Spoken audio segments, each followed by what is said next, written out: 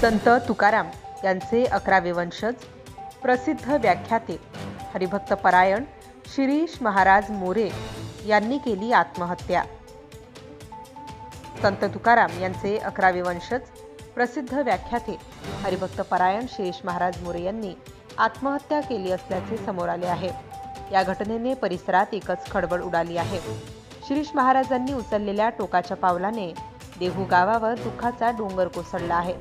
अवघ्या 20 दिवसांपूर्वी साखरपुडा झालेल्या शिरीष महाराज मोरे यांनी वयाच्या 30व्या वर्षी गळफास घेत आयुष्य संपवलं। एवढा टोकाचा निर्णय त्यांनी का घेतला याची चर्चा सुरू झाली आहे। दरम्यान त्यांची एक सुसाईड नोट मिळाली असल्याची माहिती सूत्रांनी दिली। या प्रकरणाचा तपास पोलीस सूत्रांकडून सुरू आहे। रात्रीचे जेवण घेतलं आणि सकाळी शिरीष महाराज यांचा मृतदेह सकाळी राहत्या घरात आढळून आला। राहत्या घरात त्यांनी गळफास घेत आत्महत्या केली। शिरीष महाराज मोरे मंगळवारी रात्री जेवण झाल्यानंतर आपल्या खोलीत झोपण्यासाठी गेले होते। मात्र आज सकाळी बराच वेळ होऊनही त्यांनी दार उघडले नव्हते। दार वाजवूनही आतून कोणीही कोणताही प्रतिसाद न दिल्यामुळे दरवाजा तोडण्यात आला। त्यावेळी शिरीष महाराज मोरे यांचा गळफास लावलेल्या अवस्थेतील मृतदेह दिसून आला। त्यांनी आपल्या उपरण्याने खोलीत गळफास लावून घेतला।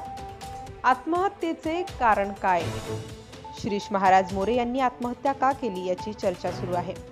शिरीष महाराज मोरे यांनी सुसाईड नोटमध्ये आपल्या या निर्णयाचे कारण सांगितले असल्याचे सूत्रांनी सांगितले। शिरीष महाराज मोरे हे उदरनिर्वाहासाठी प्रवचन आणि कीर्तन करायचे। त्यांचे निगडी येथे इडली उपहारगृह देखील होते। मात्र यामधून त्यांना फारसे उत्पन्न मिळत नव्हते। त्यामुळे त्यांची आर्थिक परिस्थिती बेताची होती। येत्या 20 फेब्रुवारी रोजी त्यांचा विवाह पार पडणार होता।